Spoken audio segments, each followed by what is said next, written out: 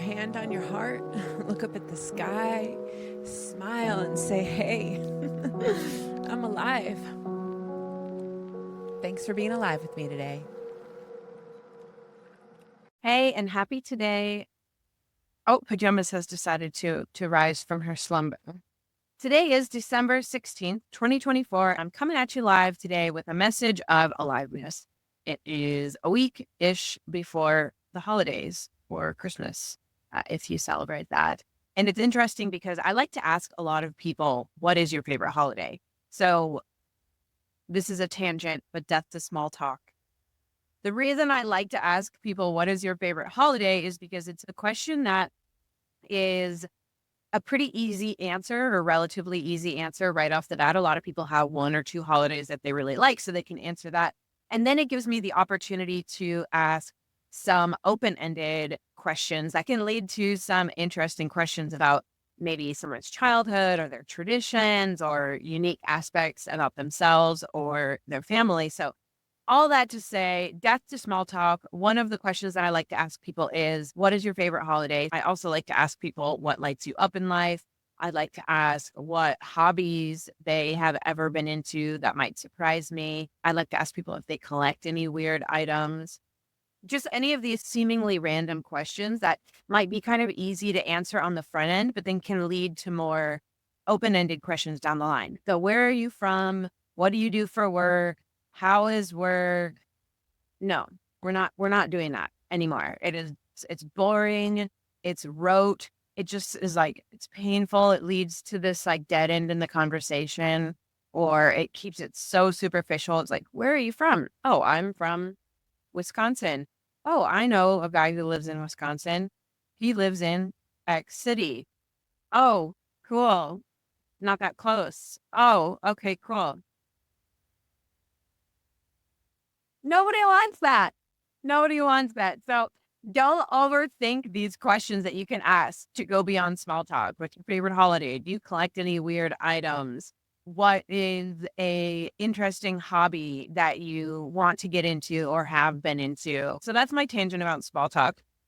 But all that to say is that I am recording this message today around Christmas, and I've discovered that Christmas is a very common holiday that people state as their favorite. And it's interesting. It's like, why? It is evocative of childhood. There's this amazing lead up with anticipation. We get to buy gifts and receive gifts.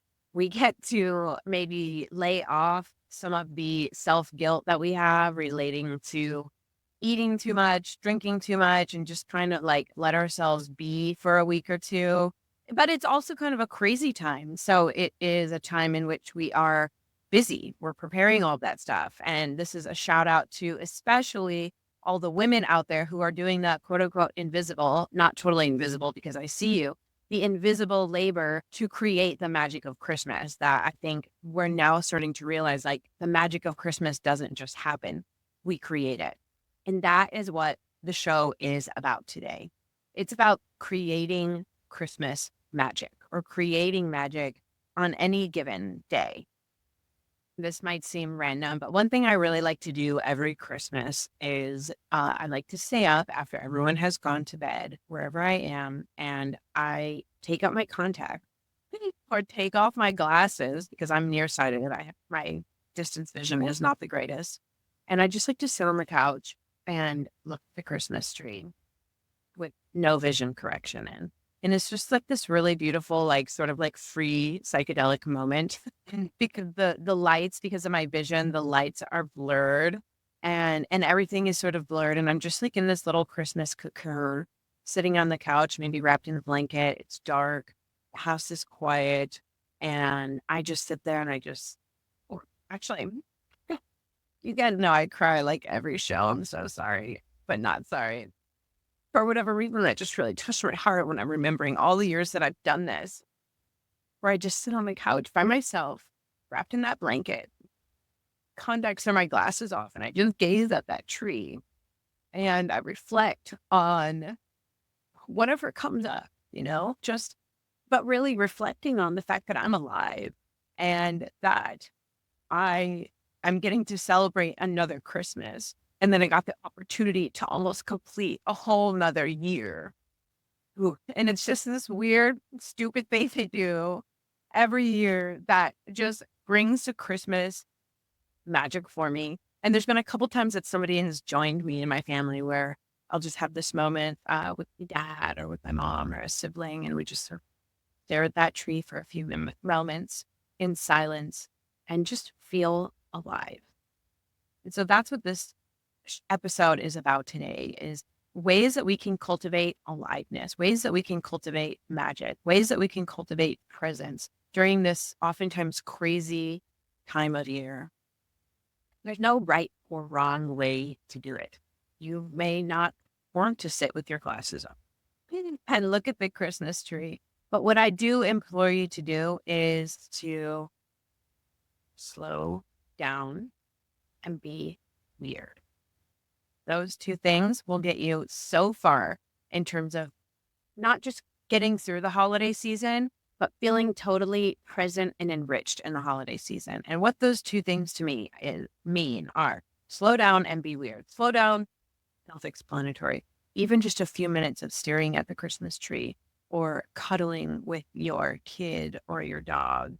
Slow down, and in the middle of when you're making cookies, just put everything down and look around the kitchen covered in flour, half done cookies everywhere. Maybe there's smoke coming out of the oven, and just be like, this is life. This is my beautiful, wonderful, silly, stupid, incredible, exquisite life. It's messy and it's sometimes shitty and hard, but it's also just like so exquisite. It's so perfect. It's so beautiful. So when those moments strike, when you can just look around, almost like you're looking at it like a television show of your life, and you can just sort of step out of the moment and recognize that you are in the moment, but you're also an observer of it. You're in being alive, but you're also an observer of being alive. You're doing Christmas, but you're also seeing Christmas for what it is this magical thing. You're in the moment, but you're also watching the moment. That's just, you can begin to understand what it feels like to be alive. We have these feelings so often in our lives when we are in flow, right? Some of you like to play music or go running or paint or wash the dishes. And we start to experience that flow where we're just like on this vibration, this frequency of aliveness that we're not always in when we're just going through the day to day because it's totally normal. So that, or when we like go on a hike and we're at the top of that hill or that mountain and we look out and we experience that awe. That's a little bit what that is. It's awe, it's flow, it's presence, but it's not for a grand mountaintop or looking at the stars necessarily. It's just for our own experience of being alive. What a miracle that you have lived all of the years that you have lived and you're still alive and you still get the privilege to experience the wealth that this existence has to offer, and that you have family members and people that you care about, that you've maybe been able to successfully set boundaries and lovingly have boundaries with others, that there is food on your table, that there is water in your sink, that you have the ability to walk, that you have the ability to remember a recipe and cook and bake, right? You don't have dementia, for example, and you have your wits about you, your marbles rolling around in your mind. All of this is so miraculous. Like, it is crazy. And most of the time we go through our life and we're like, this is just how it is. And we get caught up in the washing machine of life. That's fine. But if there's ever a time to just slow down and look around, this is it. This is it. And the second part of this equation, slow down and be weird for the rest of this holiday season, for the rest of 2024, and hopefully for 2025 too. Slow down and be weird. Don't be afraid to say something truly meaningful to somebody that you care about. Stop them when they're walking in the hall or running down and just grab them by the shoulder gently and look in their eyes and say, I love you. You are just so special to me.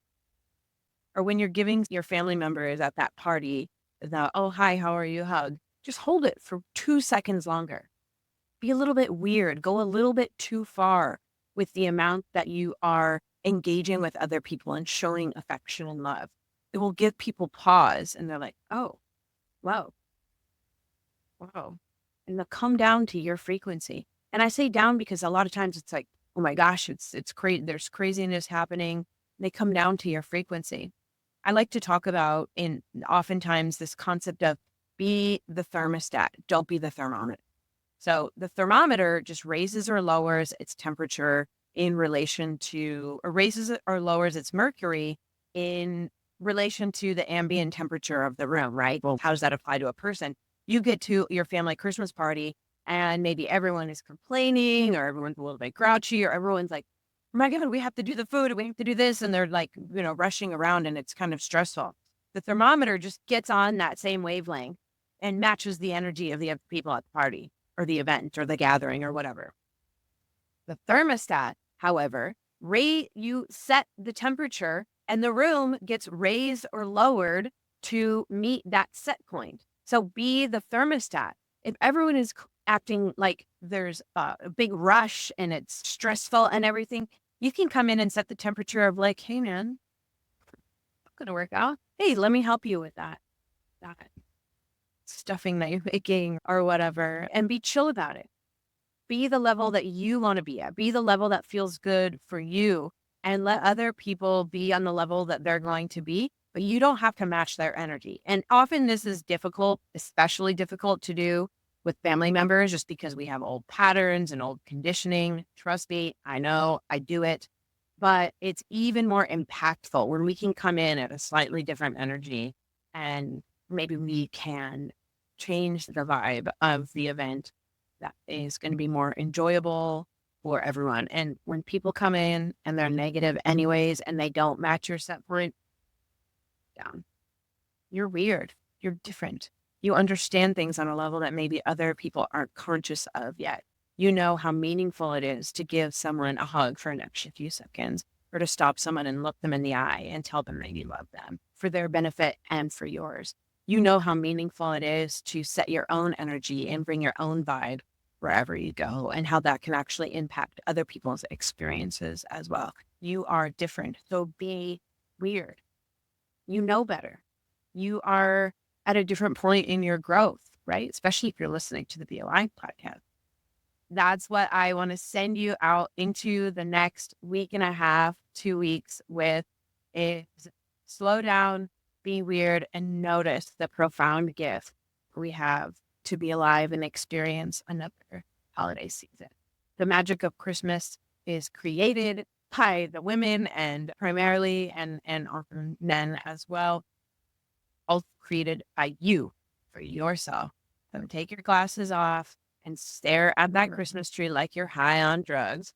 And don't worry a thing about what anybody thinks, because that's going to be the salient memory that when you look back, you're like, that's crazy. Time to really feel that beauty. That's it for today. I'm sending you so much love into this holiday season. I also just want to thank you. Thank you. Thank you. Thank you for coming along on this journey for me, starting the podcast this summer. And now here we are in December and we are still rocking. I've got no end in sight. If you have been listening to one episode, 2, 3, or all, seriously, I appreciate you. And I'm so glad you're here and to be developing this relationship with you. So all my love. Happy today.